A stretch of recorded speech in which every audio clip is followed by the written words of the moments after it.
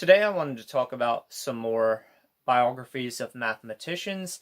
I've done a video before on biographies of mathematicians, and I have a few more that I'd like to talk about. The first one that I want to talk about is A Tour of the Calculus. This is written by the mathematician and philosopher Dr. David Berlinski. And this is biographical in nature and tells the story of some of the historical aspects of calculus. And one of the aspects in here that I like, which I like to see in other academic things as well, is the interaction with professors, faculty members, and students in non-classroom settings. Professors that are willing to meet students at the coffee shop or the diner and discuss things with students. I like hearing those stories, whether it's in mathematics or otherwise. I like seeing those kind of interactions between the professors and the students. And so you get a little aspect of that in here.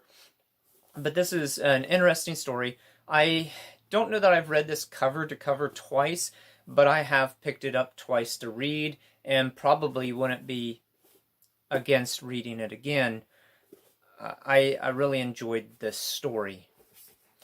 One that I have read more recently has been this biography of Benjamin Banneker. This is called African American Biographies, Benjamin Banneker, Astronomer and Mathematician. And this is by Laura Baskes, Litwin. And it is a very brief look at his life, but it covers a lot of ground. And it's interesting to see the aspects that are highlighted in here of his life. Mr. Banneker was a free African American in the United States at a time when slavery was an aspect of life in the United States. And he had friends that were around him, but he kept to himself a lot. He did have a friend that would loan him books, and he was able to teach himself even at more mature age than what would be a traditional time period for someone to learn some of the activities and things that he learned. He was able to teach himself enough about the mathematics and astronomy to become a surveyor, and was one of the people that surveyed Washington, D.C. He published something when at the time it was a struggle for an African American to be able to publish, so he was able to overcome that obstacle. And what went into him being able to do that is a lot of work and having to redo his work because due to things outside his control, he was not able to make a deadline. And so he had to redo a lot of calculations. It would have been very frustrating as someone who has done calculations and not necessarily wanted to redo them again because somebody else didn't follow through. That would be very frustrating. And yet he had something similar, but he had the drive to continue on. He redid his calculations to make them current and was eventually able to get published.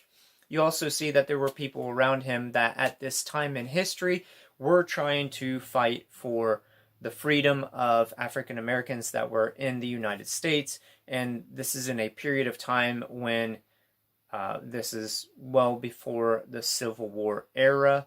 And so I found that interesting because I don't believe that I was aware of that aspect playing out in the United States at the time, that there was a group that was trying to fight for those rights before I would say that it was more prevalent in history to hear about. The next book that I want to talk about that I also really enjoyed was this book called Loving and Hating Mathematics. This has a variety of stories. Each chapter is essentially a different aspect. You get some biographical tidbits as you move throughout this book. And the subtitle for this book is called Challenging the Myths of the Mathematical Life. This is by Reuben, Hersh, and Vera John-Steiner.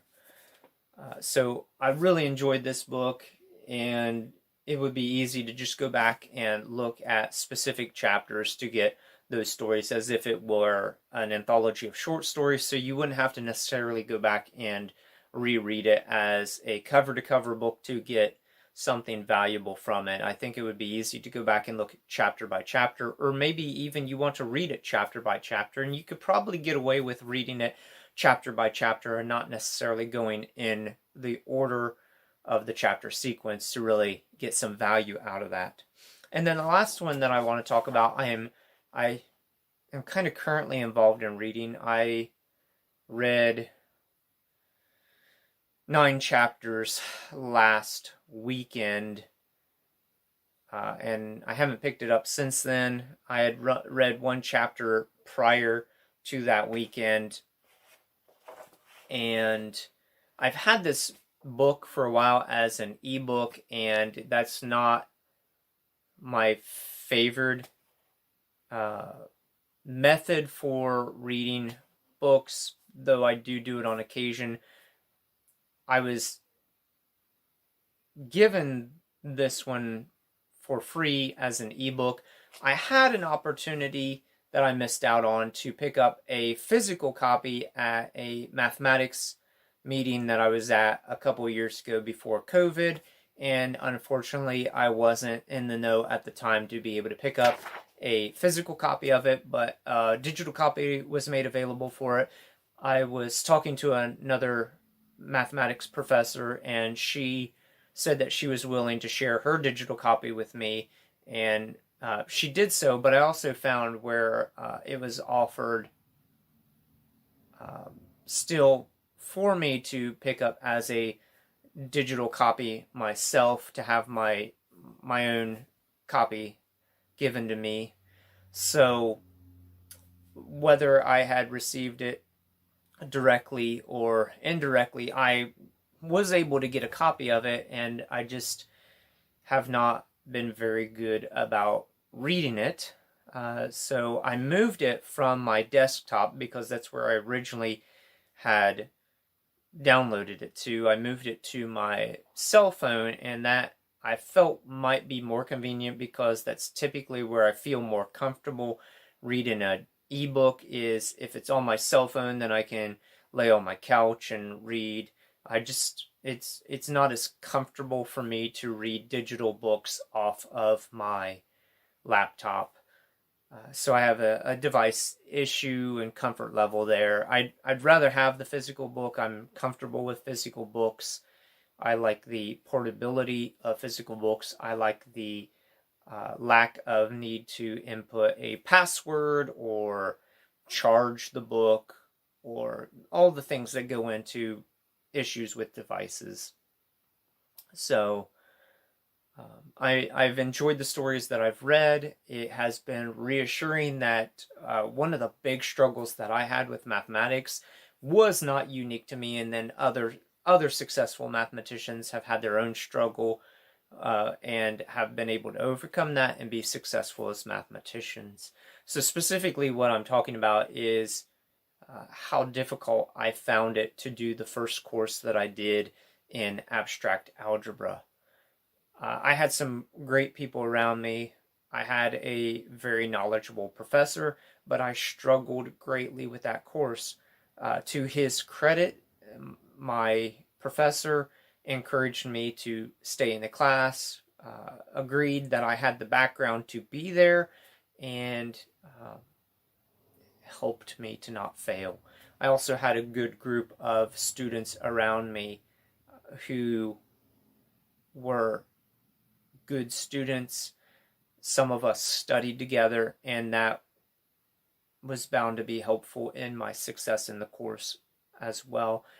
I didn't do as well as I would have liked to have done, and it was the lowest grade by far that I took in university classes, but I was thanking God for that grade because I did not fail. And though it was not the grade I would have liked to have had, I still was able to pass the class, and I still, after that, felt that God was calling me into mathematics, and I didn't give up, because I was at one point where I was ready to give up on studying mathematics and maybe go a different path.